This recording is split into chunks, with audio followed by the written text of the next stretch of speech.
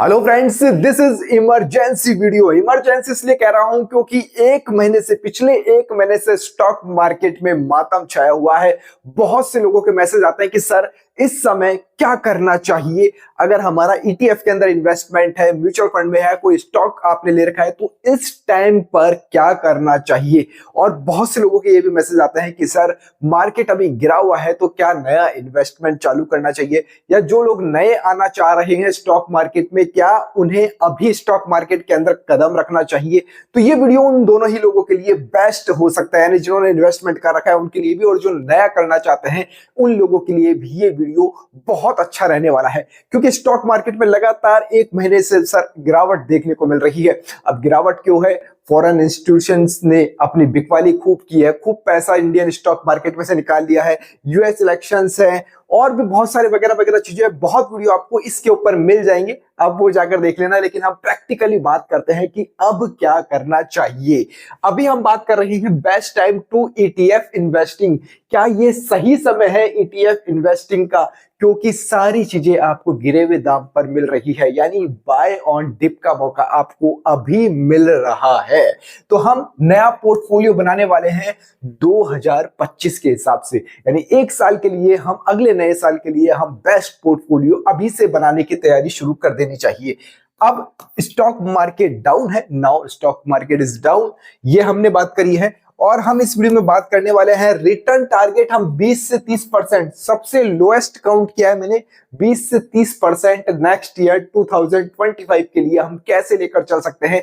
क्योंकि अभी ये जो मौका है सर दोबारा नहीं मिलने वाला है, दोबारा मौका नहीं मिलने वाला है। और हाउ टू एवरेज, अब एवरेज कैसे करना है, क्या होता है, इसके ऊपर भी बात करेंगे। क्योंकि जिन लोगों ने पहले से इन्वेस्टमेंट किया हुआ है, जो लोग ईटीएफ के अंदर रेगुलर इन्वेस्टमेंट करते हैं, हमारे टेलीग्राम चैनल से भी जुड़े हुए हैं, उन लोगों के बहुत सबके सवाल आते हैं कि सर एवरेज कब करे, कैसे करे। और अभी जब हम पोर्टफोलियो देखते हैं तो सर मायूसी छा जाती है, एकदम रेड रेड पोर्टफोलियो दिखता है। तो अभी क्या करना चाहिए, उन लोगों को भी वीडियो देखना चाहिए। सबसे पहले हम बात करेंगे बेस्ट पोर्टफोलियो 2025 के लिए क्या रहने वाला है, और रिटर्न टारगेट हम कैसे 20 से 30% अचीव कर सकते हैं। उसके बाद देन हम बात करेंगे वीडियो के अंदर हाउ टू एवरेज की, जो पुराने इन्वेस्टर्स हैं उनको एवरेज कैसे करना है, और वो भी नए साल के अकॉर्डिंग कैसे अपने रिटर्न को मेंटेन कर सकते हैं। क्योंकि अभी जो टाइम है ये टाइम सर दोबारा नहीं मिलेगा, या फिर इससे भी और नीचे मार्केट जा सकता है। तो उस परिस्थिति में क्या करना है, वो सारी कंप्लीट बातें हम इस वीडियो के अंदर करने वाले हैं। तो चलिए हम वीडियो की शुरुआत करते हैं।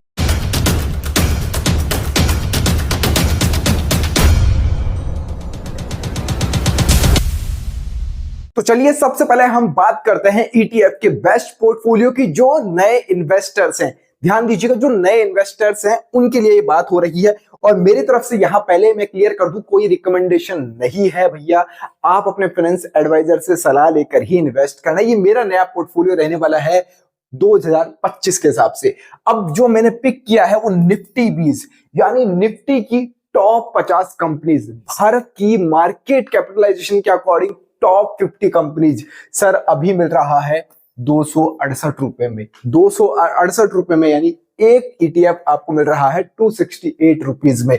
और लास्ट 1 मंथ की हम बात करें तो सर ये 4.14% गिरा हुआ है, माइनस में है, यानी 4% गिरे हुए भाव में अभी आपको मिल रहा है सर। ऐसा मौका मैं कह रहा हूं बार बार नहीं मिलता है।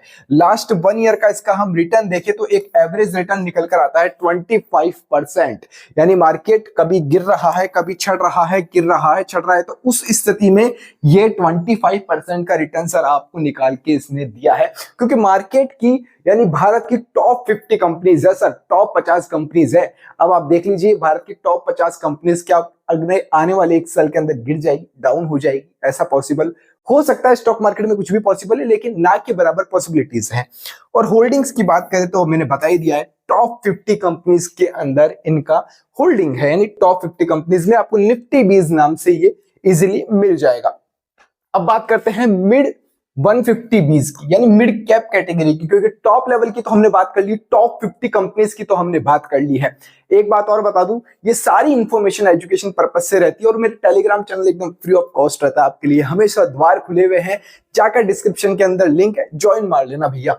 213 रुपए का ये चल रहा है मिड 150 20, यानी मिड कैटेगरी की 150 कंपनीज, नाम से ही पता चल रहा है, यानी मिड कैप की 150 कंपनीज लास्ट 1 मंथ के अंदर सर ये 5% से ज्यादा गिरा है, यानी 5% से ज्यादा गिरे हुए भाव के अंदर मिल रहा है आपको।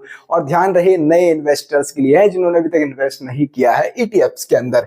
लास्ट 1 ईयर की रिटर्न की हम बात करें तो सर 40% का रिटर्न निकाल के दिया है सर। 40% का रिटर्न बहुत बड़ी बात होती है, 1 साल के अंदर 40% का रिटर्न निकालना।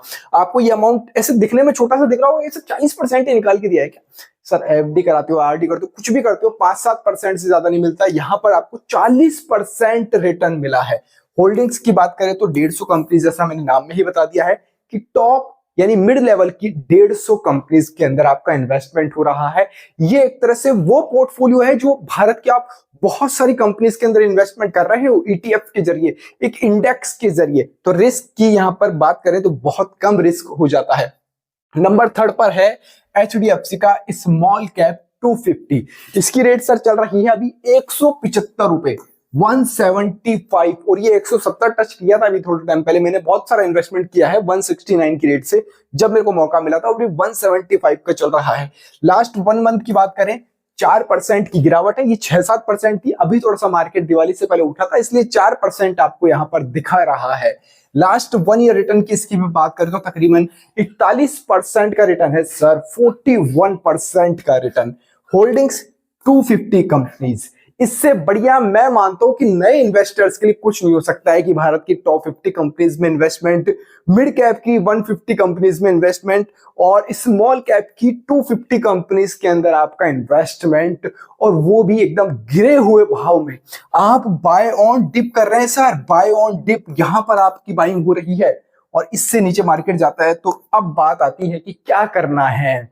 जो पुराने इन्वेस्टर्स हैं उन लोगों के साथ में दिक्कत आ रही है कि क्या करना है, कि किसी ने यहां पर बाइंग ले ली है, यहां पर बाइंग ले ली है, अभी मार्केट डाउन है, तो अभी क्या करें सर? पोर्टफोलियो खोलते हैं तो रेड दिखाई देता है, दिमाग घूम जाता है कि खाली कर दे एक बार तो पोर्टफोलियो। होता है क्या ऐसा आपके साथ? कमेंट करके जरूर बताइएगा।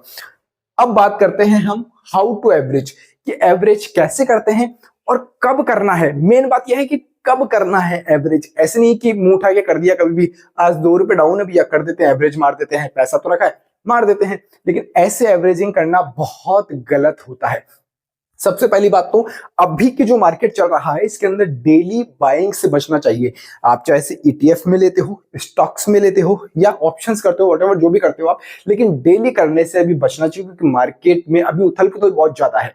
अभी 5 तारीख कल ही है, ये वीडियो आज शाम को ही आपको मिल जाएगा। तो 5 तारीख को इलेक्शन है यूएस के अंदर, उसके रिजल्ट्स के कारण, और फिर यहाँ पर 7 तारीख को फिर एक बड़ी बैठक होने वाली है, उसके बाद में भी कुछ रिजल्ट्स आ रहे हैं कंपनीज के। तो बहुत उठापटक चल रहा है भैया। ये कह रहा हूं कि अब फिर उसके बाद में जब मार्केट उभरेगा तो बजट आ जाएगा भारत का फरवरी के अंदर, नए साल के अंदर। तो डेली इन्वेस्टिंग से बचना चाहिए, बजाय ऐसे इन्वेस्टिंग जो कि आपको लॉन्ग टर्म के हिसाब से 1 साल के हिसाब से करनी चाहिए, वो जरूर आप कर सकते हैं। अब एवरेज कैसे करना है, मान लीजिए का एग्जाम्पल मैं लेता हूं, निफ्टी 20 आपने ले लिया है, निफ्टी 20 मान लीजिए मेरे पास में है, यहां पर मान लीजिए मेरी बाइंग 280 रुपीज की थी, 280 रुपए की मेरी बाइंग है निफ्टी 20 की। और हाँ, रियलिटी में है भी, 280 पे भी बाइंग है मेरी निफ्टी 20 की। मैं बहुत बहुत क्वांटिटीज बीच बीच में डालता रहता हूं, लेकिन अभी निफ्टी 20 कहां पर है सर? अभी हमने बात करी थी जब निफ्टी 20 है 268 के ऊपर, 268 के ऊपर। अब क्या करना चाहिए ऐसे स्थिति में? अब क्या है कि ये यहां से गिरा, 280 से ही गिरा, 280 से इसने गिरावट ली है।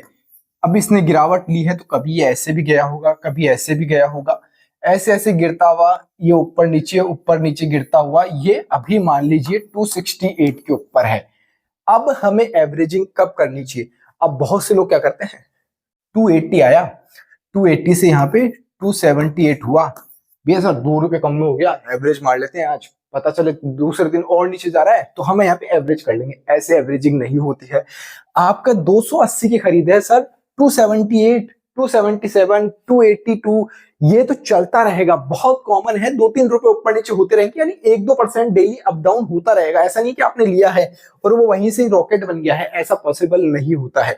जब तक आपका वो ईटीएफ जो भी आपने जिसके अंदर भी आपका इन्वेस्टमेंट है वो सर मिनिमम मैं कहता हूं 5% से डाउन ना हो, तब तक एवरेजिंग करना सही नहीं है। 5% मैं कह रहा हूं ऐसे गिरते हुए मार्केट में अगर मार्केट अपसाइड है तो गिर रहा है तो आप यहां पर 3% पे भी जा सकते हैं।